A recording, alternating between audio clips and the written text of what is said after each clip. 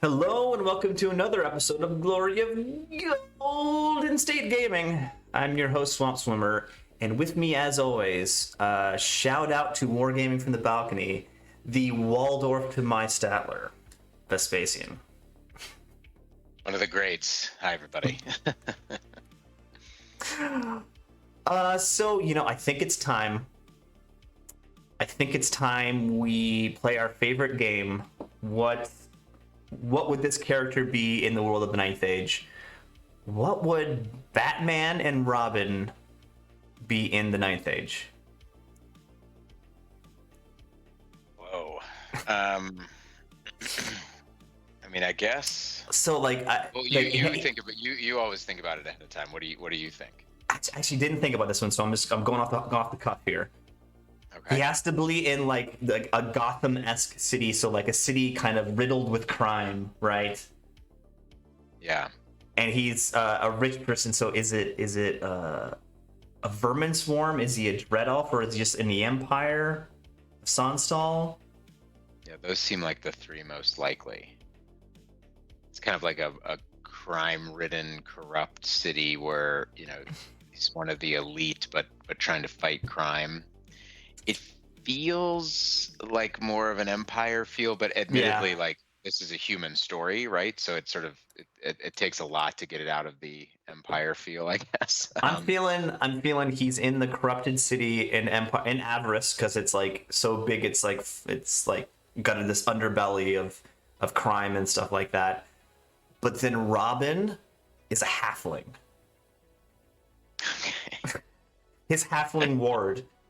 Yeah, that's what I'm feeling. Yeah, training him to fight crime and live up to his potential. I like that. I don't think I can think of a better one than that. I think that's a good one. All right, let's move on to the battle report. Here we go. Okay. Look, we got round one. Vespacian's round one game, and as we talked about in the list review, he got paired into Daryl playing Dwarven Holds. Not the best matchup for Vespacian riding the ginormous ancient dragon. Not the best matchup. That's right. But go over your list really quickly, Aaron.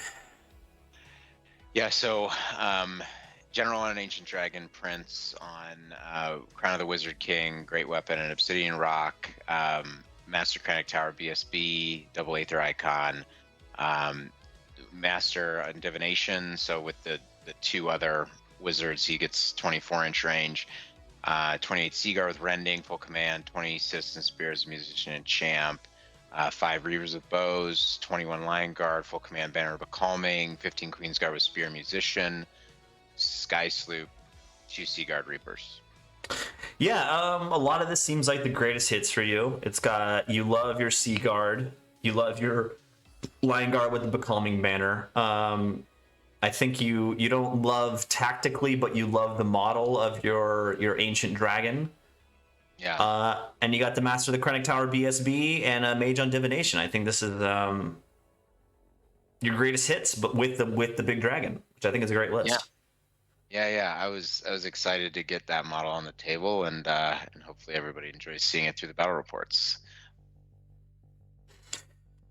Lots of shooting. Yeah, like a good amount of shooting, and your counter is the dragon, and of course the Sea Guard, a little block of spears, which you like, and then the Lion Guard. Yeah, so it's a good list. It's a solid Highborn Elf list. Yeah. But let's look at Daryl's list really quickly. He's got the General, the King on the War Throne, Destruction, Precision, Might. He's got the Thane BSB on Shield Bearers, Rune of Steel, Iron, and a Great Weapon. 2 Runic Smiths, so he's denying your magic, Devouring and Denial. 30 Greybeards with Great Weapons. 3 sticks of 10 Clans Warriors with Great Weapons. 30 Deep Watch, so we know where the characters are going. 16 Seekers, 2 Vengeance Seekers, and 2 Cannons. Eesh. Because really, he's only shooting as the cannons, which it makes sense because he's at Infernal Zoo, so he's shooting at those monsters, shooting at your dragon, And then the rest is kind of one just super block with the Deep Watch and the characters in it. And then a block of 30 Greybeards and then some small units running around. Yep. How did you feel exactly about that one? So I think, I think this is it's like a 3. I shouldn't lose a lot of points, but I'll have to hide the dragon basically. And look for opportunities to pick up soft points, and if I can get the cannons down with some big moves early, then it's then maybe I can bring the dragon out to play. So yeah, I just don't think there's a lot of upside in this match. So Yeah, I understand. Yeah. So let's see here. This is marked top of 1 movement. Yeah. So it's yeah. So I picked he picked the side, and then I dropped the Reavers because I wanted to see how he deployed and see if I could exploit any mistakes. So he deployed first, and then I counter deployed. So on I have the bottom there. Terrain wise, there's a forest, and then this obnoxious little sequence of 3 impassables. You can see those kind of 3 herdstone looking things there, which just basically made fighting on that side of the board, a losing losing proposition. A little water feature there. You can see kind of next to the Sea Guard base. That enormous treehouse thing is just a huge impassable. The sort of tree stumps behind it is ruins, and then there's a gigantic hill up there, a field, which he's got that big Deep Watch unit in, and then a forest that he's got the 2 cannons in there. He picked the field, unsurprisingly, and I picked the ruins on the right. And so, from my left to right, I've got the Reavers, the Spears. I was basically just trying to play a delaying tactic on the left there. Sea Guard Central with no characters in them. I've got the Lion Guard in front of the Queen's Guard on the right-hand side of the tree. I've got a Bull Thrower on the bottom. There you can see one you can barely see behind the tree in the kind of upper right. The dragon and the sloop you can sort of see is just above the dragon there. You can kind of vaguely see it through the tree limbs. And then on his side, he's got Warrior Stick, Vengeance Seeker, Warrior Stick, Deep Watch with all the characters in it in the field, 2 cannons in the forest. Greybeard's kind of between the forest and the hill, and then the Seekers behind the hill. So overall, I was relatively happy with the movement. I vanguarded. My Reavers were initially over on the left, and I vanguarded them a little bit more centrally so that they could be relevant for chaffing in the center if needed. And we went. Wait, hold on a second. Am I? Oh, sorry. Excuse me. I got first turn. My mistake. So this is after my first turn moves. Basically, I moved up on either side of the tree. Started bringing the sloop. You can't really see it, but started bringing the sloop down more centrally. There just wasn't a lot going on in that upper right. Dragon stayed where it was. I then and I kind of positioned the Sea Guard. What I was trying to do was, kind of gauge what his game plan was. If he was going to make a break for the ruins with the Deep Watch or the Greybeards, then I like the Sea Guard positioning there because I can threaten his flank as he advances towards it. And, a multi-charge with Sea Guard and Lion Guard and maybe the Dragon and a follow-up turn, I would consider going into that Deep Watch block, for example, certainly Greybeards. It's just a lot of damage. They're tough, but I've got Stars Align, Awaken the Beast. I got lots of buffs that are good in that combat. So anyways, I thought about it. So I like the positioning here. And in my first turn, I go with an airing on, I think, the Deep Watch. I mean, I just didn't have a lot of great targets first turn because he kind of counter deployed a bit, and so I went for an airing into the Deep Watch, and he devoured it, which I actually was kind of hoping he would do. Yeah. I see other spells like the Hereditary and Healing Waters and Raven's Wing as being way more critical to my battle plan. So I was actually happy with that outcome. I killed like one Deep Watch. It doesn't matter. And then my shooting, maybe go on to the next one. I think I have a bottom of 1, right? Or no? This is top of 2. Okay, so I missed bottom of 1. So let me just kind of quickly catch up. My shooting was partly because of his deployment, but was just really, really bad. I killed like I think 3 dwarves from that little stick there. Yeah. You know, did like a wound to the Vengeance Seeker over there, and killed a few Greybeards. I mean, part of this was just his deployment, but also just like super bad rolling. And so in his turn, and you know what, I actually thought I had measured this so that he didn't have a charge, but it actually, when I looked at it, I think maybe it was just a little sloppy. He had a boxcar charge into my Reavers with his stick, and I didn't really care that much, and so I just was like, all right, whatever. Where was he before? Made it, oh yeah, he was right there. Yeah. Okay. and he made it boxcar. Oh no. Non-Swift. And it was, it was kind of like, he doesn't have a ton of attacks. I wasn't like overly concerned about it. I think probably given how it all played out, I probably would have rather that didn't happen, but it didn't end up being a huge deal. So he charges in, he kills 4 Reavers, but I kill 2. I kill 2 warriors and stick. It just hit the 6 or the 5 or whatever it was, which all things considered probably was worse for me. Yeah, really. But anyway, so then I bring the spears in. I continue to kind of develop my plan of clouding out on either side with the Sea Guard and the Lion Guard to threaten his advance if he tries to move forward. And the sloop hides behind the tree. Dragon stays where he is. Continues to hide behind the tree. The entire game. And that's about it. So we've got a very small, sort of pointless little exercise going on the left, and that's about it. Okay, next photo. I did do one thing. I moved my Div Mage over to the Sea Guard to start bringing some ranges into play for what appeared to be the only important battle of the game on the left-hand side between our chaff units. True. So that was about it. So then on to the next photo. So this is bottom. Yeah. So I took this from bottom of 2. Yeah, bottom of 2.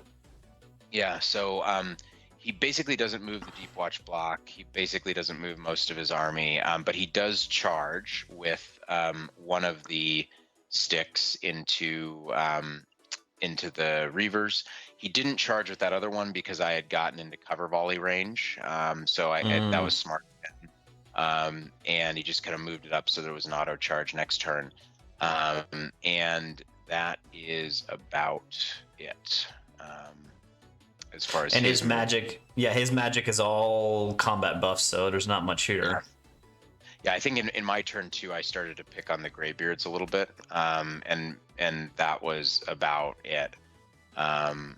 So now I think we can go on to top of 3.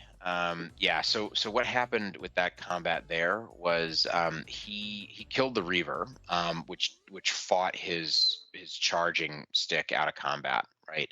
And I start doing a little bit more damage and take off a few dwarves, but he now at this point, this turn and then last turn, he's passing in both cases without general or BSBs, passing single 6, 7 leadership tests, right?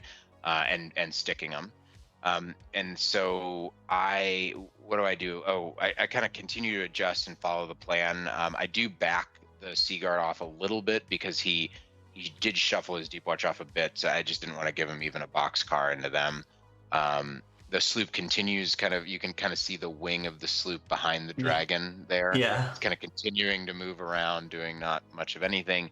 And that's about it in this turn. It's an uneventful So- game. Yeah, I think in his second or third turn, he dispelled healing waters on my spears. I guess he was sort of thinking that game over there was about the only thing that was going to happen, and so he'd rather guarantee that he'd have some advantage there. So in this turn, maybe take us to the next one. I think. Yeah, this is the bottom of 3. Yeah. So what happens is I finally managed to break that dwarf unit, and it flees. I do once again just continued awful shooting. Like this is now, I think from Queensguard and Seaguard and maybe even Bolt Thrower, like 2 or 3 shooting phases into that dwarf unit, and I've killed 6 of them. I mean, they should probably be erased by now, but anyways, they're still there. So I break that unit, and I get a little lucky here. He fails a panic on that other stick that was there. This one here. So they flee towards the forest. So I just adjust to keep the Vengeance Seeker and the other dwarf unit in my front, and then he moves the Vengeance Seekers up and basically just trying to pincher that spear unit. Now, one thing he does do this turn is he makes an aggressive move with the Deep Watch towards my objective, right? And I was like, oh, interesting. Okay, so this kind of breaks the game open a little bit. You can't really see it, but he also tows his Seekers up on the hill, and he makes a move towards his objective to defend it with the Greybeards there, right? So, some action going on. So things are happening. Yeah. So now I think we've got my turn next, if I recall correctly. This is top of 4. Yeah. So I back off with the spears, but I move the Seaguard up. Basically, I want to make it painful for him to commit the Deep Watch further, right? And so I move them up there.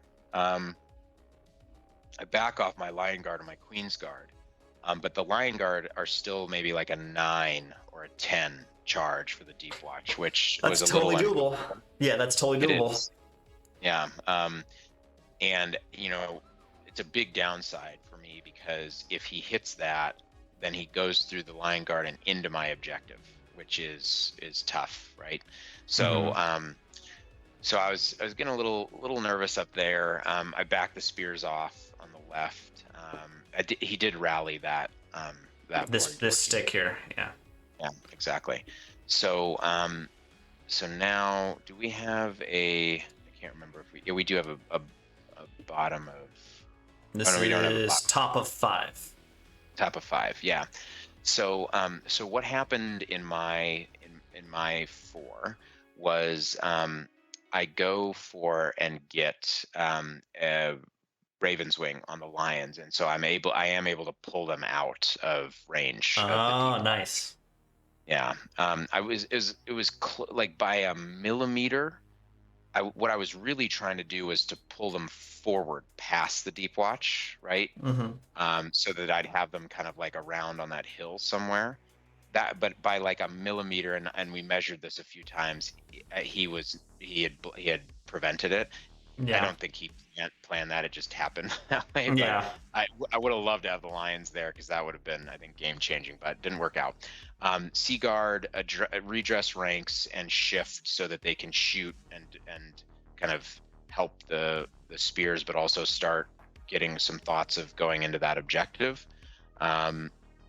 I pull the Div Mage out to plan for that possibility so that I can charge if I need to. Sloop starts coming up, and that is the Lions. I think can just continue to pull back, and the Queen's Guard move up out of arc of the Deep Watch. Yeah, so I see that. Yeah, that's where we're at. So then I think we've got a bottom of 5, right?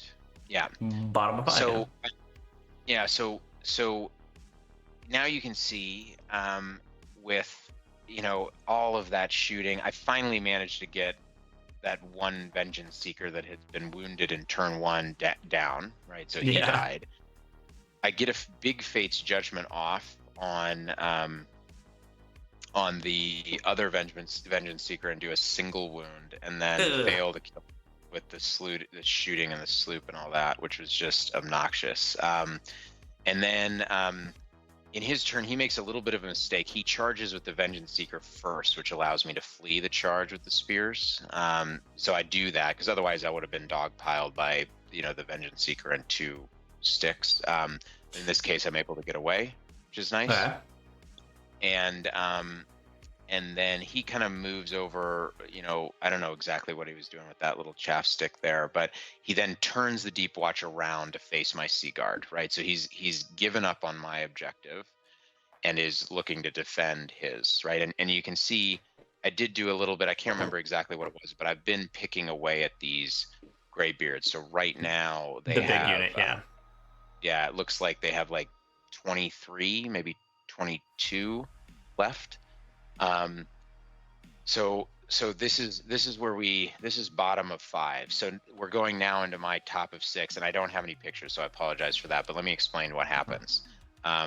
So it's an auto charge, or like a 5 on the dice charge into the Greybeards with the Sea Guard, right? Mm-hmm. And I take it because right here, his BSB in general, or at least his BSB, it was not rerollable, are out of range of the Greybeards, right? Wow. Okay. And he has 1 -1 to wound buff up on the Greybeards, but I've got my whole phase to go. Yeah. Right. And he's devouring and denial are gone, right? So I'm pretty excited about this, because what's the opportunity here? The opportunity is that I take off close to 700 points and win the objective on a 1-time, and I did the math, and I calculated it to be a 1x6 roughly, right? So that's a big bloody swing, on top of the fact that one of my zoo objectives was to kill his largest unit, and I had nominated the Greybeards. Okay. Gotcha. So not only is it a 6-point objective swing plus a 2-point battle point swing for points, it's also a +2 zoo point swing. So this is a 10-point swing if I take that unit off, right? So now he does have the counter charge with the Deep Watch. So if he holds, I'll lose the Sea Guard, which means that I'll lose a couple of points, right? So yeah, it's not great as a downside, but it's also, I think the upside is huge. So I go for it. I make the charge. Either it was auto or whatever. I make the charge. I have a fairly good phase. I think he made a bit of a mistake on the spell priority, and so I get Altered Sight up, which lets me hit on 2s instead of 3s, and I get Awaken up, so going from wounding on 6s to 5s, right? So I'm feeling really good about that. I think I've got what I need to do there. The spears do rally, but then they get hit. He makes the fairly long charge at the Vengeance Seeker, and his 6 that they take the spears off, so I lose those points. So, okay. And then I think I managed to take off finally those 3 dwarves with my Queen's Guard. I think was the last little bit that happened there.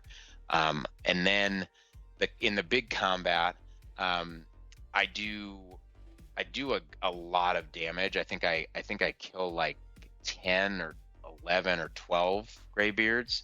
He kills 7 or 8 Sea Guard. So I'm up big. He ended up being on a 1x6, and he sticks. Right? Oh. So then I lose the Sea Guard, unsurprisingly, and that is the end of the game. So it ends up being a 8-12. 8-12. I thought looking at the table, it looks worse than that for you. So he got the Reavers, the Spears. Reavers, Spears, the Sea Guard. The Sea Guard. And that's it. Yeah, and you got what? Just 2 sticks of Vengeance Seeker? Yeah, I got 2 sticks and a Vengeance Seeker, basically. And I was 1 model away from getting half points for the Greybeards, which was obnoxious. So anyways, it was a Yeah, it ended up being, pretty close. I think obviously it could have ended up a 10-10 if I just pulled the Seaguard back, right? Yeah, Um, true. but I think this at that time it could have been a 16, right? If I Oh if I yeah, go yeah. and If you so hit it's, the Longbeards and broke them, yeah. I mean, there's a lot of ifs there. If you made it in and you broke them and you overran out of the big blocks It was like a arc. 2 inch over. It was an automatic that I would have gotten. Oh, okay. Okay, I didn't know. Yeah, okay. Now, So it's the one risk of doing that is that I could have overrun out of the objective potentially, yeah, but exactly. Yeah. it still would have then made it a 12 instead of a 10, right? So it's kind of like a downside risk of an 8 with an upside of like a 2, a 12 or a 16. It felt like the right move. So Were his seekers on the hill facing down, facing toward his objective? they kind of just spun over there. Yeah, they were at different times. They were kind of facing towards my lions and then facing towards the middle, and then it kind of coming Yeah. back off the hill to not get shot. So yeah, they were kind of. I think that would, yeah, I think that would factor into it with that charge if they were facing toward where the Longhorns are, or the not the Longhorns, the Greybeards are, because then you're gonna take a charge from them no matter what. Bottom of 6. I don't think they were. I can't remember. Yeah. Can't remember off the top of my head. But anyways, it was I think a sensible risk with not a ton of downside, and if it had paid off, it would have been glorious. Oh yeah, And for getting sure. A 16 out of this match would have been incredible. So Yeah. And then the where you placed your sky sloop, all your sky sloop did was run around the whole backfield all game, right? He took the last wounds off of one of, I think that Oh, these Vengeance guys. Seeker or Oh, that this one. unit. So like Yeah. he did something. But yeah, and I mean it was going to be a tough go. I mean, it would have been nice to have him over on the left, but then who's to say that he wouldn't have just gotten shot off by the cannons, right? So Yeah, true. Yeah. All right. Well, He did do a couple wounds to it, 3 wounds to it with a cannon at one point. So it was it was a touch and go. But anyways, yeah. So But 8 points to start. Do you remember what you got for zoo points? The extra zoo So points? I got 2. This was a good opportunity because I knew for sure my dragon was going to be sitting next to the tallest piece of terrain on the battlefield for the entire game. So I got 2 points for that. And like I said, I would have gotten the 2 more points for getting that Greybeard unit. That was the other one I picked. Okay, so I got nothing total for of that 10. Total of 10. Yep. All right. Well, if anyone's still walking, please like and subscribe. Thanks for the battle report. We'll get into round 2 in the next battle report. But everyone, have a good evening. Thanks, everybody.